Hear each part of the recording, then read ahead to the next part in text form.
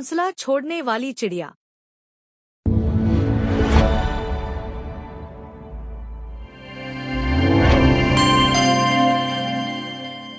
घने जंगल के किनारे एक ऊंचे पुराने पेड़ पर एक छोटी सी चिड़िया रहती थी, जिसका नाम निन्नी था। उसका घोंसला बहुत साधारण था, कुछ सूखी टहनियों और पत्तों से बना हुआ, लेकिन उसमें एक अजीब सी गर्माहट थी, जैसे वो सिर्फ टहनियों का नहीं, बल्कि यादों और अपनेपन का घर हो। निन्नी हर सुबह उसी घोंसले से उड़ान भरती, आसमान को देखती और सोचती कि दुनिया कितनी बड़ी है। उसे लगता कि उसका छोटा सा घोंसला उसे बांध कर रख रहा है। दूर आसमान में उड़ते बड़े बड़े पक्षियों को देखकर उसके मन में एक ख्वाहिश जन्म लेने लगी। काश मैं भी सब कुछ छोड़कर दूर उड़ पाती। धीरे धीरे ये ख्वाहिश इतनी बड़ी हो गई कि उसे अपना घर छोटा और बेकार लगने लगा। अब वो हर दिन अपने घोंसले को देखकर संतोष नहीं, बल्कि असंतोष महसूस करती थी। उसे लगता था कि असली आजादी तो कहीं दूर है, जहां कोई बंधन न हो। एक दिन, बिना ज्यादा सोचे, निन्नी ने फैसला कर लिया। उसने अपने घोंसले को आखिरी बार देखा, ना कोई विदाई, ना कोई पछतावा, और अपने पंख फैलाकर दूर आसमान की ओर उड़ गई। उसे लगा कि अब उसकी असली जिंदगी शुरू हो रही है। शुरुआत में सब कुछ बहुत सुंदर लगा। नए पेड़, नई जगहें, नई हवाएं, हर चीज में एक नया रोमांच था।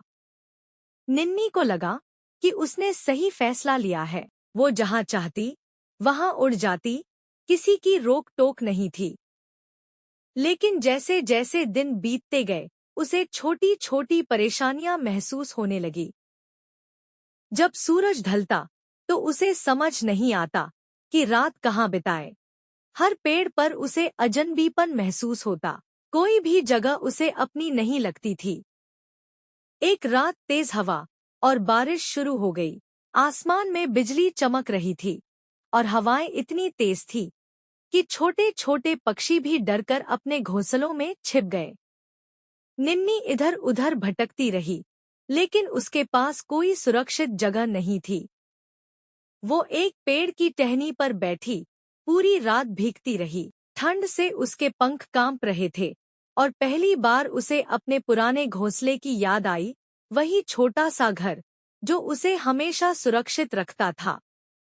अगली सुबह सूरज निकला, लेकिन निन्नी के मन में अजीब सा खालीपन था।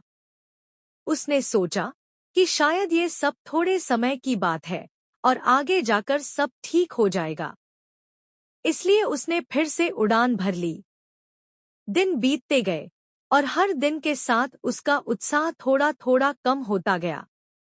अब उसे हर नई जगह में वही अकेलापन महसूस होता।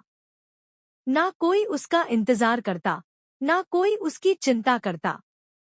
एक दिन वो एक बड़े पेड़ पर बैठी थी, जहां कई पक्षी अपने घोंसलों में खुशी से रह रहे थे। वे अपने बच्चों के साथ खेल रहे थे, एक दूसरे के लिए खाना ला रहे थे और साथ में चहचहा रहे थे। निन्नी उन्हें देखती रही और उसके मन में एक टीस उठी। उसे एहसास हुआ कि आजादी सिर्फ उड़ने का नाम नहीं है, बल्कि कहीं लौटने का भी नाम है। वो जगह जहां कोई तुम्हारा इंतजार करता हो, वही असली आजादी होती है। अब निन्नी के मन में पछतावा गहराने लगा। उसने सोचा, क्या मेरा घोंसला सच में छोटा था या मेरी सोच छोटी हो गई थी? ये सवाल उसे अंदर से हिला गया। वो वापस अपने पुराने पेड़ की ओर उड़ चली। रास्ता लंबा था और मन में डर भी था, क्या उसका घोंसला अभी भी होगा? क्या वो लौट सकती है? जब वो वहां पहुंची, तो उसने देखा कि उसका पुराना घोंसला आधा टूट चुका था।